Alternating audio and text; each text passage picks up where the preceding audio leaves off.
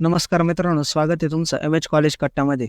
तर आजच्या व्हिडिओमध्ये आपण JNMचे कॉलेजेस बघणार आहोत. बऱ्याचशा मित्रांना कॉलेजेस माहीत असतील, पण आपल्या चॅनलवरती काही कमेंट आला की सर JNMचे कॉलेजेस पण सांगा. तर आपण ही JNMची माहिती पुस्तक आहे, त्याच्यात कॉलेजेस मेन्शन केलेले, त्याबद्दल आपण माहिती बघणार आहोत आणि थोडे माहिती पुस्तिकेची पण आपण माहिती बघणार आहोत.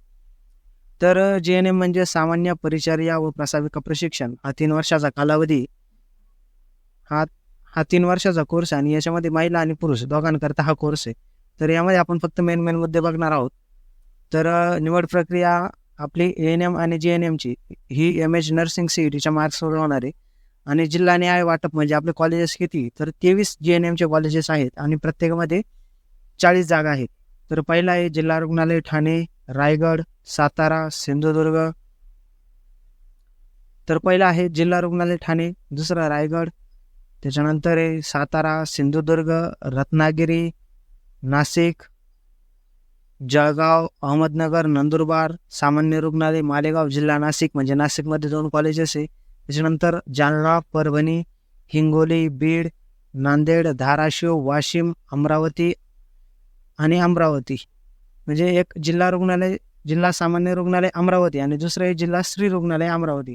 अशा अमरावतीमध्ये 80 सीट आहे. त्याच्यानंतर चंद्रपूर, भंडारा, गडचिरोली आणि शेवटचं आहे गोंदिया. याच्यामध्ये आरक्षण दिव्यांगांसाठी 5% आणि अनाथांसाठी 1% आहे. त्याच्यानंतर इथे खाली आरक्षणाचा शेकडा प्रमाण दिलेले आहे, म्हणजे अनुसूचित जाती 13, अनुसूचित जमाती 7, असं इथं आपण बघू शकता. हे आपलं प्रमाण दिलेलं आहे.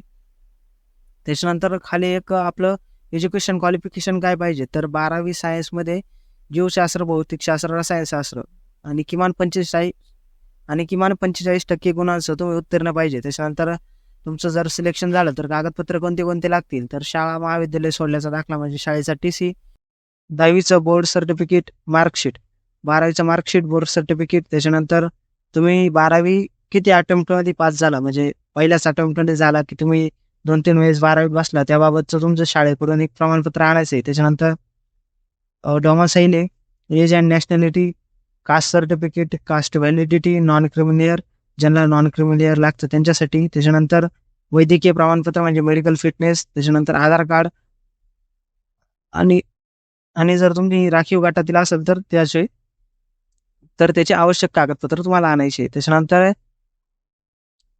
वयोमर्यादा, तर तुमचं वय 17 वर्षापेक्षा कमी आणि 35 वर्षापेक्षा जास्त असू नये. त्याच्यानंतर आपला येतं महत्त्वाचा मुद्दा फीचा. शुल्क कसं आहे, तर प्रवेश शुल्क 1,500 रुपये, पाठ्यशुल्क 1,050, ग्रंथालय 2,000, वसतिगृह 4,000, असं एकूण 10,550 रुपयाचा आपला खर्च होणार आहे एका वर्षासाठी. तर अजून खाली काही महत्त्वाचे मुद्दे दिले आहेत. विद्यावेतन म्हणजे निवड झालेल्या प्रशिक्षणार्थींना शासन नियमाप्रमाणे अनुज्ञेय असलेले विद्यावेतन दरमहा दिले जाईल. म्हणजे तुम्हाला दरमहा विद्यावेतन दिले जाईल. त्याच्यानंतर काही खाली महत्त्वाचे मुद्दे ते आपण बघून घेऊयात.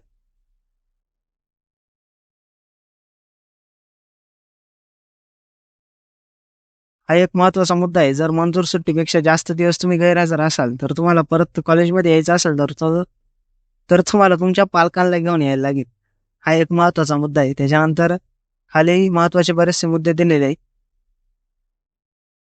एक विशेष सूचना म्हणून दिली की उमेदवारांना प्रवेशाच्या वेळी प्रमाणपत्राच्या साक्षांकित म्हणजे अटेस्टेड आपले सर्टिफिकेट तिथं जमा करायचे आणि मूळ सर्टिफिकेट आपल्याला फक्त पडताळणीच्या वेळेस न्यायचे आणि त्याच्यानंतर आपल्याला आपले मूळ कागदपत्र परत करण्यात येतील. आणि जर त्याच्यात काही अटी त्रुटी असतील तर तुम्हाला ॲडमिशन कॅन्सल होईल. त्याच्यानंतर खाली महत्त्वाचे मुद्दे दिले की जर तुम्ही कट ऑफ डेट नंतर प्रवेश रद्द केला तर तुम्हाला लॅप्स ऑफ सीट त्याच्यामुळं 25,000 रुपयाचा दंड भरायला लागेल. त्याच्यानंतर माहिती पुस्तिकेत इथं शेवटी मेडिकल फिटनेसचं सर्टिफिकेट आहे. जर मित्रांनो तुम्ही चॅनलमध्ये नवीन असाल तर चॅनलला सबस्क्राईब, लाईक आणि शेअर जरूर करा.